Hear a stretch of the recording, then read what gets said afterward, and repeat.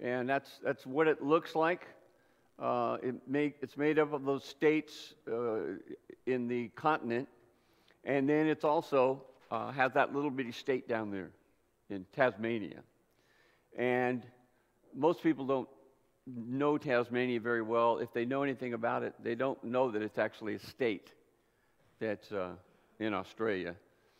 As far as the size of it, let's see. All right, Carrie. Well, I don't know. I'll check here.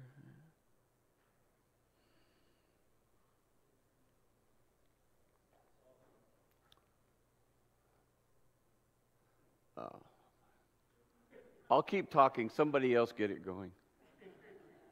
It worked yesterday in our rehearsal. Isn't that the way it usually works? Where was it? Oh. Got it? Oh, I got it now. I never use these things, by the way. I usually always hit the computer. Anyway, Tasmania is about as big as the northern half of California. That kind of gives you any sort of perspective. So it's not very large. I can't really remember why we put that arrow there, but that's Tasmania. Maybe it's just to point to it.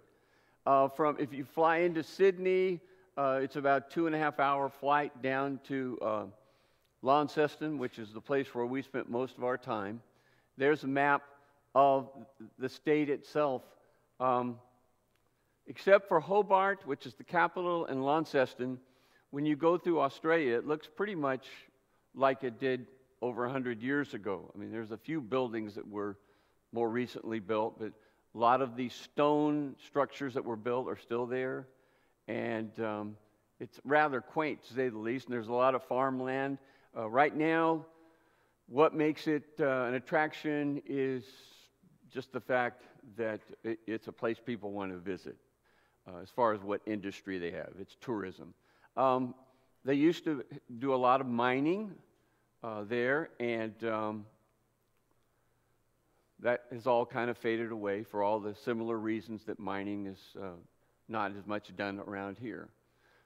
Launceston is up there in the northeast corner, as you see it. From Launceston to Hobart, it's about a 3-hour drive, and some of the pictures will be coming from that drive. We were going, as I already announced, to encourage the guy we support there. He and his wife are a couple of years older than we are, and he's been preaching for a long time. He's a very, very dedicated guy. He produces a lot of written material that he sends all over the world, and that's in his environment where there aren't, a lot of brethren there. There's about 4 or 5 churches in the area that would share beliefs as similar to ours, and that's what it looks like when you fly in. Just about like any other island you might fly over, and you can see the beaches there. There are a lot of beaches there. This is different. This isn't the mainland. It gets colder there, and so we always think of Australia as being, that people getting suntans on the beach and that. We went to beaches when we were down there. It was kind of what you'd kind of call late fall, on its way to winter, and you're going to see that it's cool. Now, this is a picture of how Launceston kind of looks. So you can see that looks like it was built in the middle 1800s, and there are a lot of buildings there. There are not a lot of shopping malls and all those kinds of things that are there. But there we are. When we first got there, you probably recognized Judy. But you also recognize that it's not hot. A lot of you said, now when you go over there, is it going to be hot? It's not hot. I mean, this was cool weather, and we were on a hike with a guy who's a member of the congregation there, and he's a big hiker, and so he wanted to show us. They all wanted to have a piece of us to show what the country's like, because they're very proud of the country. And that's much the way Barry feels about it. he goes, come on, Randy, go over there and show those pictures and get a bunch of people to come visit us. So he sounded more like he was working for the Chamber of Commerce, but he loves brethren. He wants them to recognize, what goes on in Tasmania, and that's why he wants you to come. He just would love to have any people who are interested in preaching truth to go over and preach with him for a couple of weeks or for a couple of months or a couple of years, I guess. His health is pretty good. He's still a hard worker. He's one of these kinds of guys who gets up in the morning and he's in his office, which is in his house, at 6 a.m. We could attest to that. Our room, which we were staying in, was just right near the desk. The guy behind, his name is Victor. He is also, could somebody go get me some water? Go ahead, Mark, just a bottle or whatever. Thank you. He is originally from Croatia, and he's about in his mid-60s, but he's feeling, thank you very much. Boy, did he get in the refrigerator all by himself? We better put a better lock on that.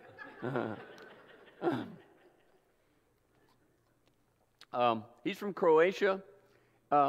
He's pretty much grew up in Australia, and he was in the Australian Navy, and he's a member there in the congregation. All the members in this congregation are extremely intelligent people. And they're very learned. Many of them, most all of them have gone to higher levels of learning beyond high school. It's not like when we go to thanks, Mark. It's not when we go to the Philippines and we're dealing with very different types of people there. But anyway, we are on a hike around this lake. It started out to be cloudy in the morning. Victor, though, was the one who was leading us. That's his name, or we call him Viktor. It's Viktor. But he's trying to learn the Croatian language.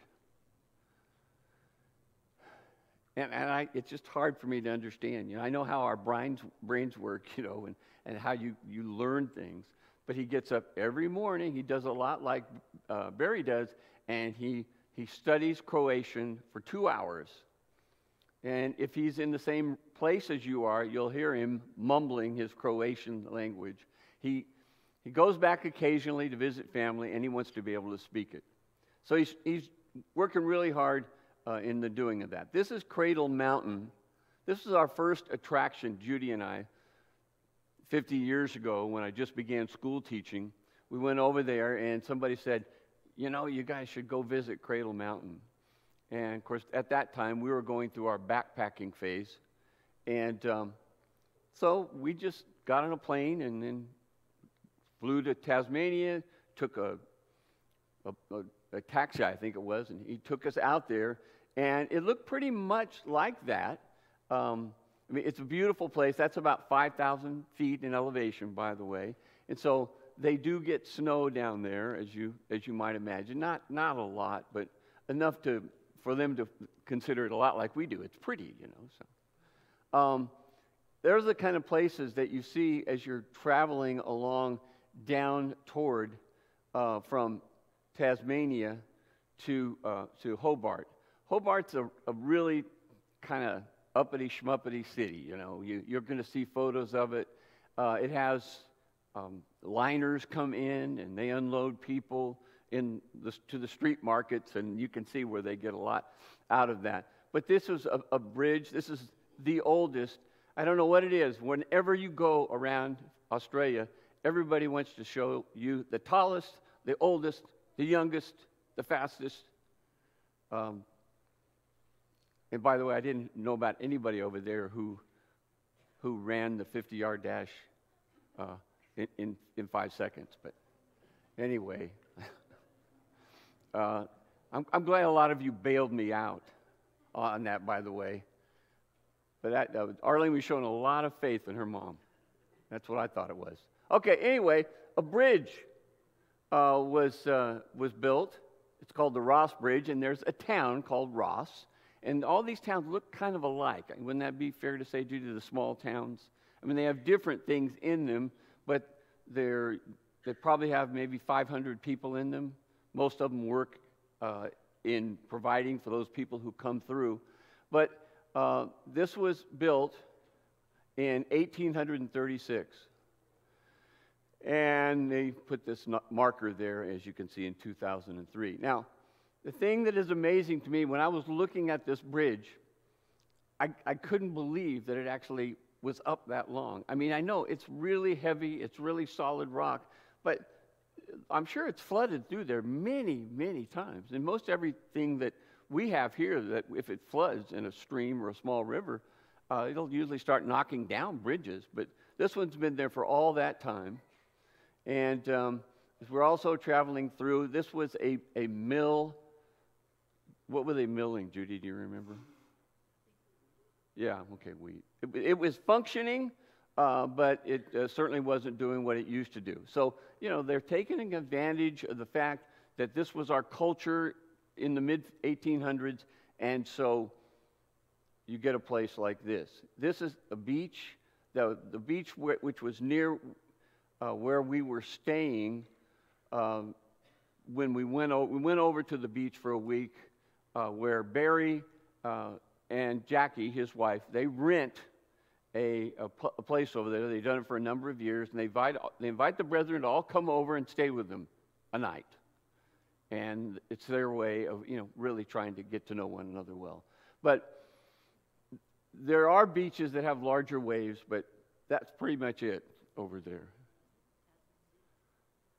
Well, it is the Tasman Sea in there somewhere. I'm not sure if it's off to the east or not, or that's north. But anyway, so here we are.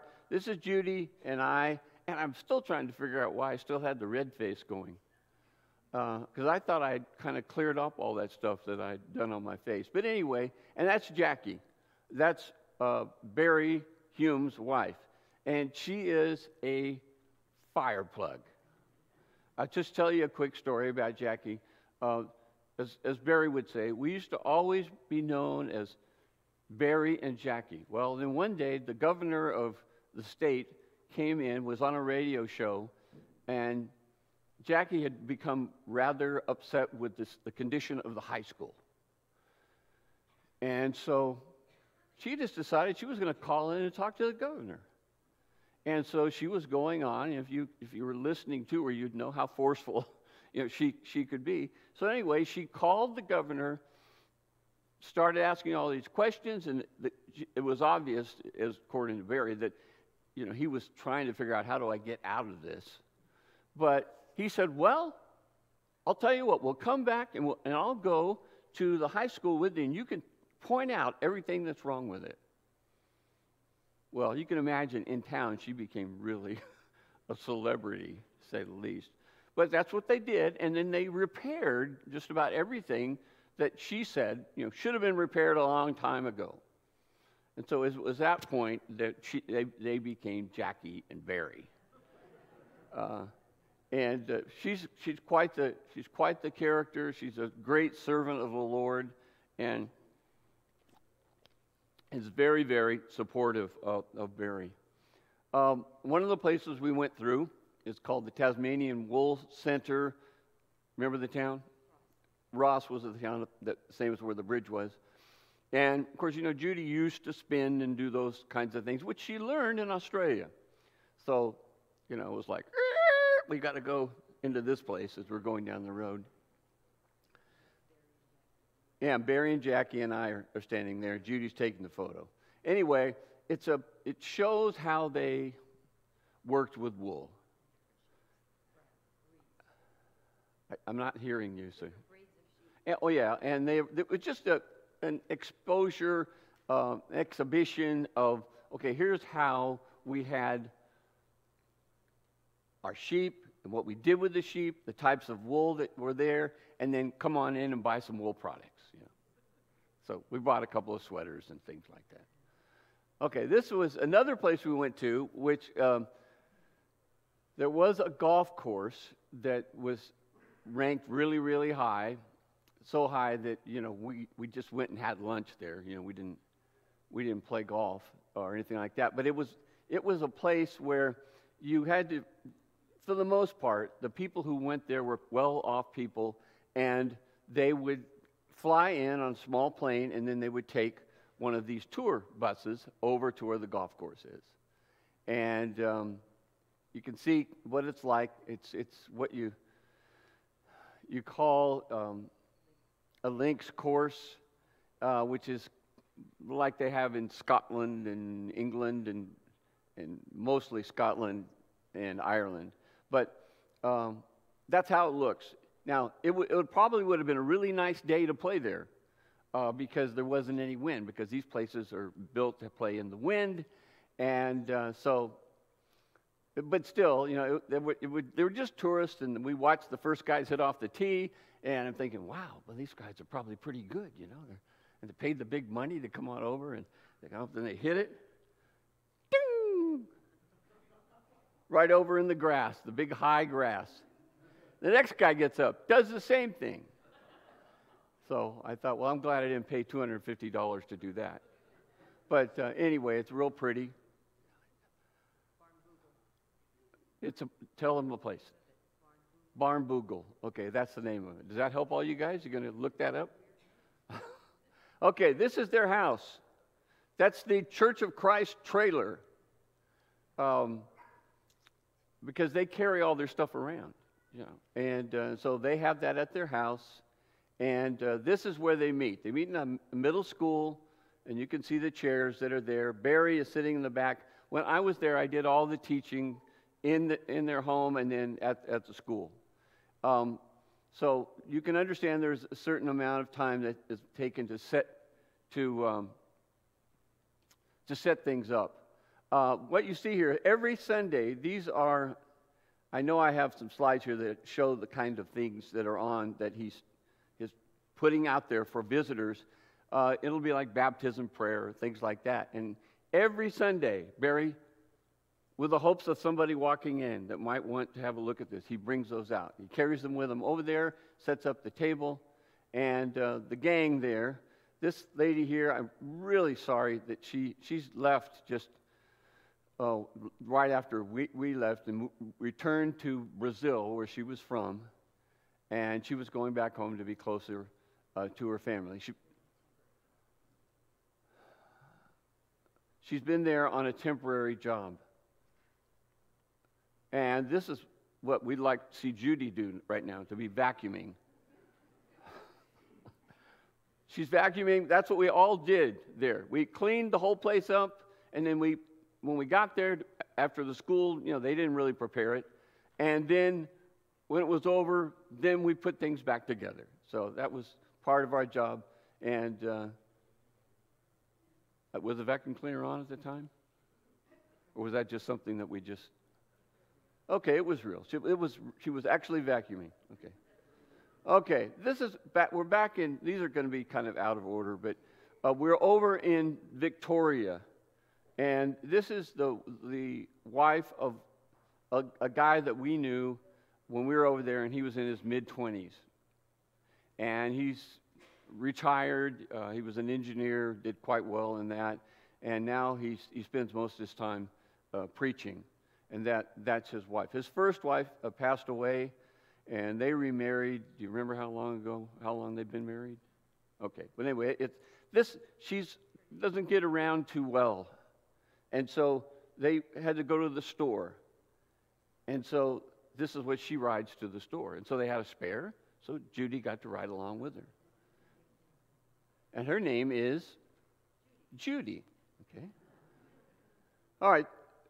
Barry has a desk, and that's his desk. Now, Kerry, when he saw this, he goes, "Oh, I could never work at that desk. Look how organized it is."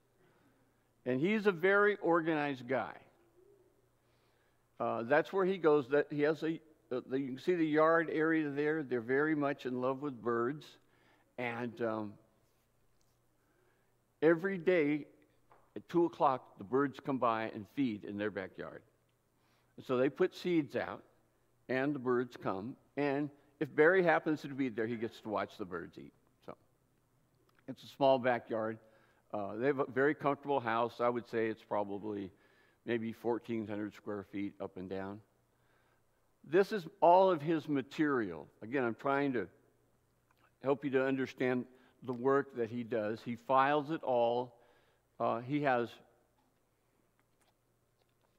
got a lot of sermons lying around, but that's what they're doing. They're lying around. I mean, I try to file some of them, but this is what he said, and I asked him, I said, are you really telling me the truth? This is every sermon that he's ever preached. And so he didn't cross his fingers or anything like that. And I believed him. He was just that organized. He's an extremely organized guy. And you can see that's just a slightly different view of that. And then there, the top layer there, those are Bible classes, all the Bible classes he's ever taught. And then, of course, you can see some of his books in his library. Here's his copy machine. And again, he puts out material that he sends to people. It's all been kind of word of mouth. People have learned about the material he sends out. It's very simple for people to understand. And so all of a sudden from South Africa, he's hearing about people who'd like for him to send some lessons on whatever the subject may be. And even in Australia, it's the same. There's a so-called Christian university there, and they have people who go there, and they find out about the students there, and they find out about Barry Hume and the material that he produces, and so they just write him letters, and then he has this little process he goes through. Once he receives the request, then he goes through these steps to get it eventually in the mail. Okay, so there's some of the ones. I knew I had some stuff in there that showed you the title. The meaning of a revelation in Christ, a modern parable, suffering, assurance of salvation. It just goes on and on. Now he's gotten to the point where most of his sermons are produced in that fashion, and he will often read from those when he's preaching. This is, I think, out their back door, isn't it? You think? Or it's we had quite a few sunsets. We picked a couple to go in the slides, but it's very, very pretty. Like, it's just like here. Sunsets are beautiful, And there's our two. All right. We're down in Hobart. Now, this is, the largest church of Christ as we know them. And it has about 70 people, and we attended there with them. There's a lot of controversy that goes around. Australians, are not afraid to argue about things. And anyway, this congregation started there, and of course, part of the problem was they realized that when they invited Americans to come and preach, that the Americans also tried to cause trouble. And so they politely said, no, we would rather, Randy not preach. So I went down, and they asked me to lead prayer. I was very honored there. But I thought that was really good. They were interested in the unity of the congregation. They were kind of they were called the Amalgamation Church because they were combined out of 3 or 4 other congregations there in Hobart that came together. So you can see the hills around, and that's the building. That's the inside of the building. And, that's not where Jackie worships, but she's right there in the middle of things. You can see her right there. This is, when you get off a ship in Hobart, this is what you see. That's the Australian flag, and this is where it's kind of, I guess, the tourist area. And as you take various little trips around Hobart, this is what you see up on the hillside. The little castle-looking thing up there at the top, that's the governor's house in Hobart. Hobart, as I said already, is the capital. So we're kind of tooling around there. Judy found a rainbow. I'm not quite sure where that was. Okay, that was in Launceston. So okay, so this is another view of Hobart. And again, there are a lot of tourists that come to this place. And it was amazing to see them, just kind of spill off the ship and then come into the town everybody just as happy as they could be that they have these individuals coming in there to spend money. But this is what it looks like if you're driving through the area from Hobart to Tasmania. And again, they're taking us on this tour. It's one of those things, when I thought, because I drove there for 5 years on the wrong side of the road, that, hey, we'll just go ahead and we'll just drive. Well, I don't know. It just didn't seem right to me for some reason. And it didn't seem very right to Judy either. Neither one of us were real excited. And so on all our trips, Jackie was our driver. And she was quite the driver. But it was funny because I think if they'd have put me out on a road, I would have been fine. But they put me out in a big, large parking area, and I didn't quite know where I was supposed to be going. And so it became obvious to Judy that, I probably shouldn't be driving. So she's doing all, I don't know exactly why Barry didn't drive. It wasn't, huh? Okay, yeah, I think he does have really bad back, so that might be it. But these are the things that you see. And those trees are eucalyptus trees practically all the time. There are various heroes of the town and the communities, and that's one of them, a lady who was very much instrumental in one of the towns there. This is a place that we went through. As you can kind of see, it looks like something on a wall. This town, and what was the name of that? Was that Lilydale or Sheffield? They hired artists to paint these Australian kind of places and looks all over. It'd be like 15 or 20 of these murals on walls. They're very, very entertaining. Now, what we have here is, we'll see a real picture. The one in the middle is the Tasmanian devil. I was surprised, all of you who were asking about the Tasmanian devil, and we said, well, we just picked them up and held them, And they're going, what? And with a name like that, that wouldn't be expected. But, it's like they're being really wild. It's a little bit overstated. But anyway, this is an echidna, which is kind of an opossum sort of figure. They're all over. The Tasmanian devil is the one in the middle. They kind of act like cats, I think, probably more than just about anything wildcats. And this is the Tasmanian tiger, the Tasmanian tiger, which is, quote unquote, extinct. But it's a little bit like Bigfoot. Everybody's seeing them, but most people say they don't exist any longer. So you can see the stripes and all that. They're probably the size of a fairly big dog. But those are the three principal animals that are connected with Australia. And here's a picture of some pioneers on a wagon. They're with a Crater Lake in the background, Cradle Mountain. On one evening, we went down to a beach where you could watch the what? What do those look like? Penguins, yeah. And they're not, they're a little large because penguins don't get that big. But that is outside this little area. And of course, the night that we went, they mentioned about 5 or 6 things that had to be happening in order for us to be able to see the penguins. Because, see, they don't always come out. Well, they're out in the ocean, and then they come to the shore. All right, what we have here, does anyone recognize what that is? Seahorse.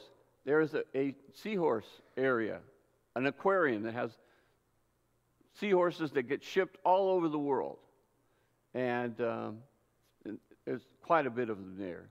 And then there's the platypus house. Most people associate Australia with the platypus, and you could go in there and you can see them. They're mostly in water all the time, and so you can see them swimming around in the water. We didn't get a really good picture, but that's the belly of one there. Okay, now, this is me, the adventurous person that I am, holding a wombat. which was not in that picture before. All right, now, it's perfectly safe and all that. And but I want you to notice, we've got jackets on. You know, it's not warm or anything like that. So anyway, they had this situation where you could go and you could hold a wombat and a Tasmanian devil. All right, now, you can see, we're told, as long as you keep them in the blanket, you know, they're very comfortable. But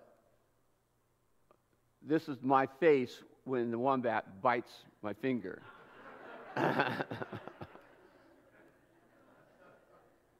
And so I wasn't very, very brave there. But this was right near Launceston. Again, I'm trying to show you, you know, what Barry would like for you to see. You know, again, and that part of it is something you guys aren't used to seeing, where we're looking at these things sort of like tourists. But, you know, he feels that, you know, we've got a lot of good brethren over here, but we could sure use some visiting over here. So it's about 15 hours from L.A. to Sydney. I don't know if I said that or not. And then, you know, it's 2 or 3 hours down to Launceston. There's Judy looking with a what, Judy? She's got the vicious Tasmanian devil. When they're babies, you can hold them like that. But I must admit, she was not wildly brave. I think she was a little bit unsure about the whole thing, and but the small baby Tasmanian devil was perfectly okay. So I just want you to understand, when you're seeing the cartoons of the Tasmanian devil, and you think that must be what they're like all the time. Well, they're like a lot of animals when they're babies. Here are animals that we associate with Australia, and these are wallabies. These aren't kangaroos. I don't know if we actually got a picture of a kangaroo, but I don't think we did. But the wallabies are small kangaroos. That's what they look like anyway. Here is a place. Those are unusual looking cattle. I can't remember the name. Do you remember the name? Yeah.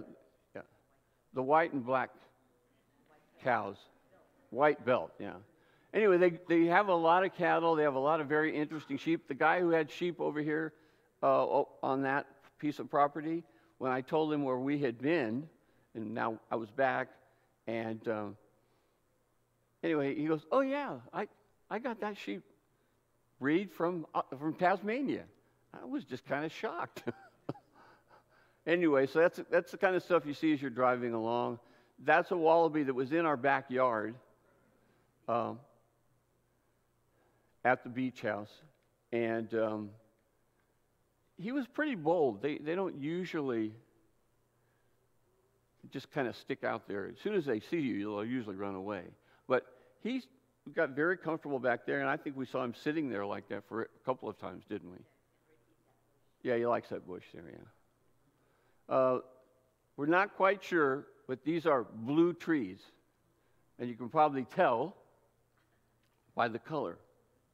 I never got it straight, and I thought this is the kind of thing that Judy will usually remember, but some guy in Tasmania saw all these dead trees that were there along the road, and he thought, you know, these things they ought to look better. So he got somebody to paint them blue, and they are pretty. I mean, they're very, very pretty. I was hoping it was for somebody, you know, it was a tribute to a family member who was killed or something like that. I thought there must be a reason. No, it was just they wanted to pretty up the trees. This is a lighthouse near where we were. It's a naval area there in Launceston, and when we were sitting there one day, we looked out, and there was a strange-looking boat kind of going down the estuary. Anyway, it was a submarine, and I don't think I'd ever seen a submarine in the wild, you know, like kangaroos and stuff like that. But anyway, that was interesting. This is the dashboard, and we thought maybe it's interesting. You know, they've made these dividers. They're not like the ones we have, which are just the blocks of you know, concrete.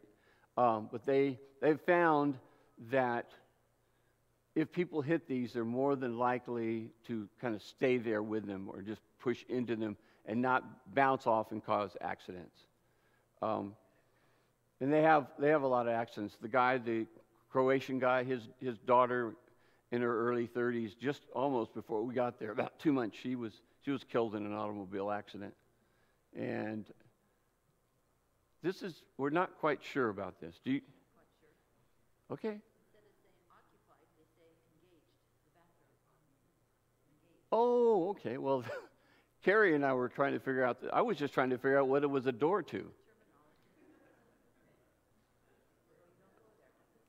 It is engaged. Okay. So Carrie and I, it's a good thing, we have Judy along to make sure that we're being guided in the proper way. This is the town, the Ross Post Office. So that's probably pretty much what it looked like 140 years ago. Probably some of you who are familiar with phone booths in England, and also Doctor Who. Yeah, you've seen that. That's whenever he wants to go to another universe or something like that. Edwina knows what I'm talking about.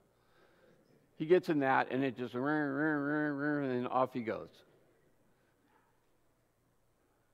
All right, there's all the wool right there.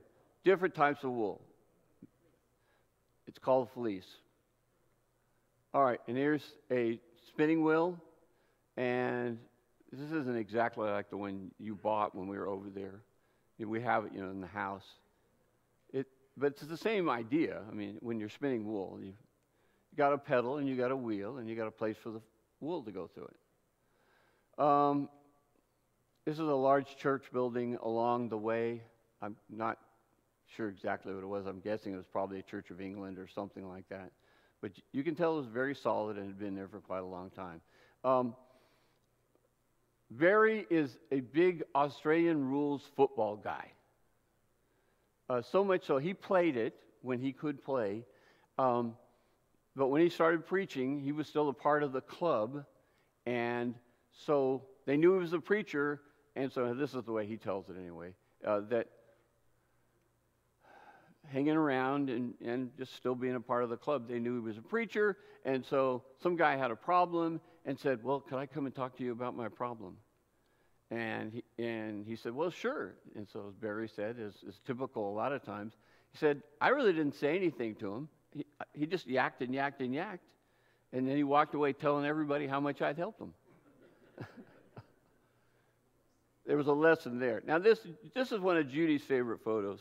This is for a reason. Number one, the hat. Okay, he is the coach of this team. It's a community team, these Aussies of all these that's type of situations all over.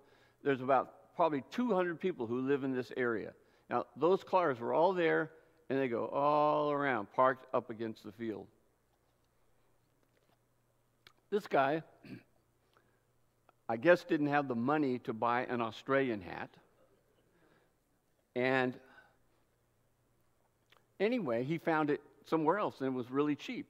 And it was an Oakland A's hat. But it's the same colors as Australia's. So he thought, it's got an A on it, Australia? And he got it real cheap, and so that's what he wore. So, and what about somebody dressed in extra red or what? No. I just went and talked to him afterwards, and he said he really liked the hat. And I told him he didn't even know what it was. What the Oakland A's. Judy had to straighten him out on the fact that he had a hat that was really for the Oakland A's. That's what she's just telling me right now. And the guy was really nice to her and listened to what she had to say. Okay, here's, if you've watched any Australian rules on football, this is what they do when they're kicking the ball off. This is when they're fighting over the ball. They usually have one really tall guy who stands in the middle and goes up and tries to, it's called making a mark, taking a mark. Okay, now, Barry is very much a part of this team. He was introducing us to everybody. It was getting embarrassing. He was just taking us, oh, hey, hello, this is the guy who plays this, and this is the coach. And I looked at Barry, and I said, Barry, is the governor going to show up here soon? Or, I mean, he was just so excited to have us there with him. But he's still the chaplain of the team, and gets opportunities to help the guys out, and they take food to the team. Yeah,